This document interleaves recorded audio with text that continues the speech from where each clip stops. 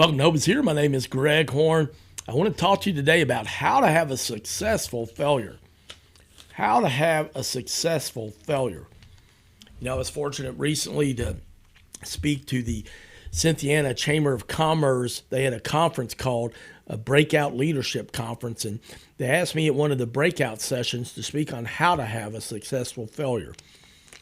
And man, I was just honored to go back to Cynthiana where I lived from 1995 to 2001 and just share some of my story. And man, I just love that. And just want to say to you, hey, if you need someone to come speak, obviously I can speak on faith, so many different ways and different talks I have. But I also feel very comfortable speaking at places like a Chamber of Commerce and can share things such as on the topic about on how to have a successful failure. When you're looking for a keynote speaker to come and speak to your organization, your nonprofit, your business, Rotary Club, Lions Club, let me know. I'll be honored to come and speak.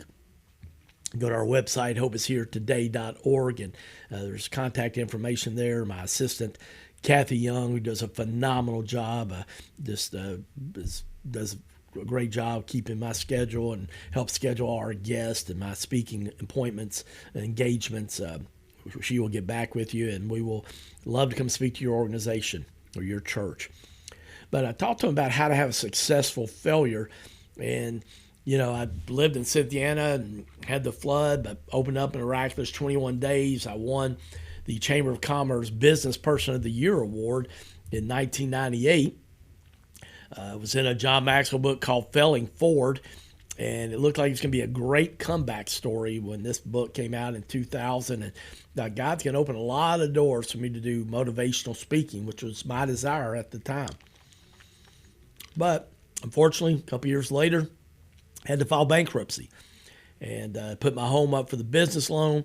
Then the most unexpected part was then my wife left me for an old high school boyfriend, so I lost my business, home, and marriage in about a 24-hour period, and I didn't want to live.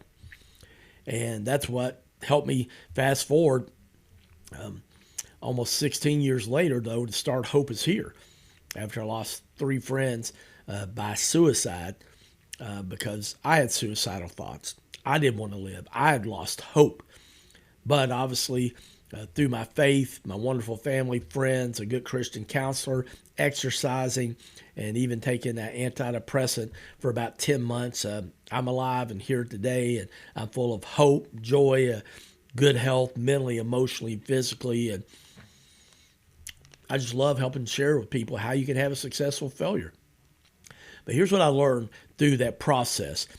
John Maxwell, in the wonderful book called Failing Forward that I'm blessed to be in chapter 6 of, he said, the difference between average people and achieving people is their perception and their response to failure. Say it again. The difference between average people and achieving people is their perception and their response to failure. Because the fact of the matter, friends, it's not whether you're going to have a failure, but it's when you're going to have a failure. And yet a lot of times, we don't want to talk about that kind of stuff. Okay? But the fact of the matter is we're all going to have a failure at some point. And yet we need to change your perception of that because it is a game changer, friends, when we do that. And we sit there and we ask God to be a part of the solution side of things. And He wants to help us. But sometimes we really have to look at just changing what our perception is. Because here's what I know, friends, okay? We talk a lot about how to be successful, okay? But we don't like to talk about what do we do when we fail. And here's what I know in 59 years of life on this planet. It's not a question of whether you're going to have failures, but when.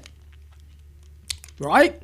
But I love how John Maxwell describes how we should think of failure. And this was a game changer for me.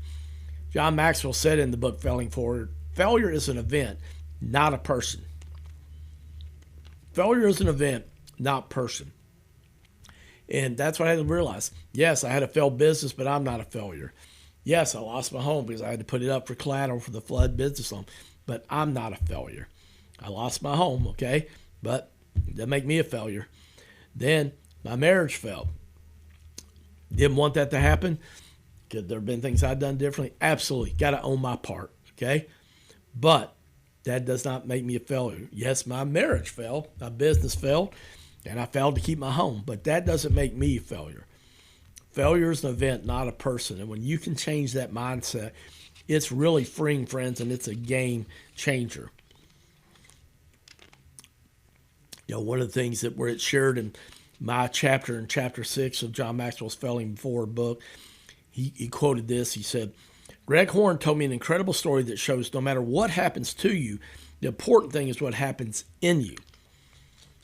And that's what I had to do, friends, to choose and how I was going to respond to failure and not internalize it so much because, it's easy to do that. We recently had March Madness and the NCAA March Madness tournament will be over by the time you hear this. So I have no idea where St. John's will go. But, Rick Pitino came in with a team from St. John's and, just brought back a lot of memories because I worked at Western Kentucky University for Ralph Wheeler back in the early 90s. And he's one of Rick Pitino's best friends and worked with Coach Pitino as an assistant with the New York Knicks and at the University of Kentucky when Coach Pitino was the head coach at UK. But, he said, I love this quote by him. He said, Pitino said, failure is good. It's fertilizer. Everything I've learned about coaching, I've learned from my mistakes. But the interesting part is, Pitino was the first coach in NCAA history to win a conference title at 5 different schools. And, he winded up, left UK, went to the Boston Celtics, and he resigned, I believe it was after 3 years before he would have been fired. And yet then came to Louisville, had tremendous success. And then, those of us around here remember about the scandal with all that. But the fact of the matter is he's taken 5 different teams, 5 different schools, 5 different colleges, universities, and won a conference at them. I mean, that is absolutely amazing. Did that at Providence, University of Kentucky, University of Louisville, Iona, and now St. John's. And so he has learned from his failures how to continue to have success. We all enjoy having lights in our room and light bulbs, and we're all thankful for Thomas Edison, one of the great minds and great inventors of our time. But Thomas Edison said, I haven't failed. I've just found 10,000 ways that won't work. Now, you talking about somebody who knew how to fail forward, right? Oh, my gosh. Thomas Edison knew that. That's what we talked about earlier, changing our perception of failure. And, I think one of the biggest lies that we face so many times, we see people that have had a lot of success and we just think, man, they must have really had it easy. No wonder that they were blessed. Well, a lot of you are familiar with seeing pink Cadillacs over the last 40 years. And, pink Cadillacs are associated with Mary Kay and people that have been successful. And with that company, sometimes are awarded Cadillacs. They've had tremendous success, but a lot of us don't know the story behind Mary Kay. Mary Kay was in direct sales for a company called Stanley Home Products, and after 25 years of tremendous success, she was actually asked to be on their board of directors back in the 1960s, which that was kind of unheard of for a woman at that time. However, often at those board meetings, when she would bring in things up, they would say, Mary Kay, you're thinking like a woman. Even though the majority of the people on the sales team for Stanley Home Products were women. Go figure that. So after banging her head against the wall for a few years, she's like, you know what, this is worthless. So she decided to resign, start her own company. And she wanted to start a cosmetics business and give every woman who worked in it unlimited opportunities. So her and her husband put all their life savings, it was $5,000, which was a huge amount of money back then. They said, we're going to pour it all in this business and get it started. And so even though both her accountant and attorney told Mary Kay, you know what, you're crazy. Don't throw away your life savings on this thing. But Mary Kay was determined. She worked on all the products, designed the packaging, wrote the training materials, and recruited sales consultants for her company. Her husband, George, handled all the administrative side of things, and they both worked tirelessly to get the business foundation set and get ready to launch it.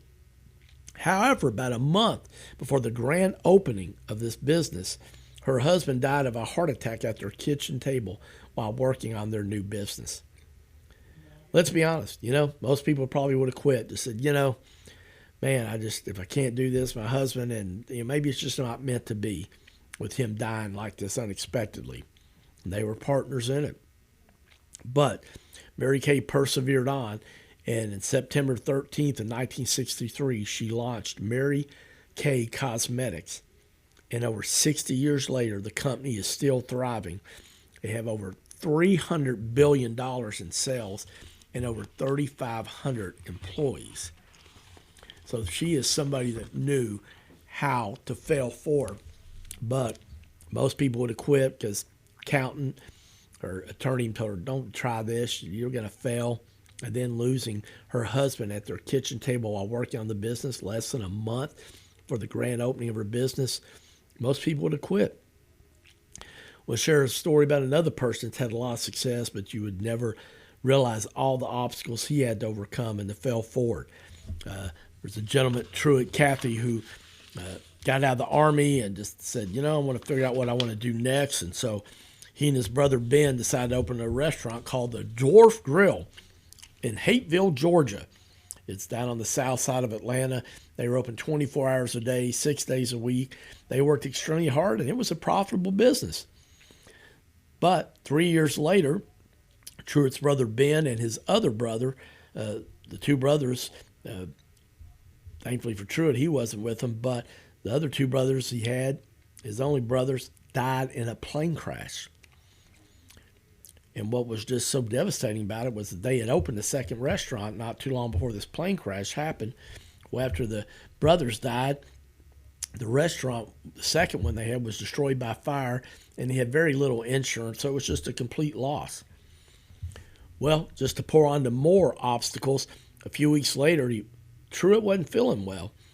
It winds up, through a lot of tests, he had polyps in his colon. He had to have multiple surgeries, and he was in the hospital for several months. And just hoping his one restaurant could survive. He didn't have his brothers to help him anymore.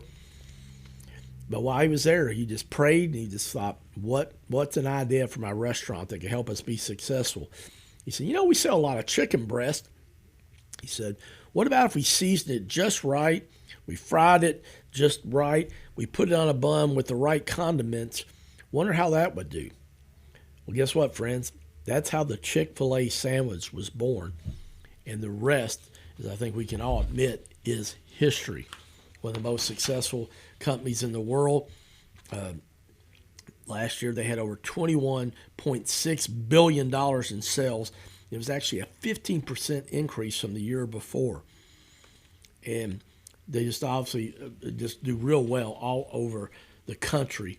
And yet, Truett Cathy, if anybody had a reason to quit, it would definitely have been him. So I hope you're encouraged by that today. If you're trying to do something and you're like, maybe it's just not meant to be, and you feel like giving up, well, be encouraged today. Mary Kay Ash and Truett Cathy of Chick-fil-A are just great examples of people that decided to fail forward. They decided they were both people of faith, okay? Both had tremendous faith in God and Jesus, and they persevered because they did what Philippians 4, chapter 4, verse 13 says, I can do all things through Christ who gives me strength. Well, we're out of time, but I hope you'll join me again tomorrow so we'll continue taking a look on how to have a successful failure on Hope is Here.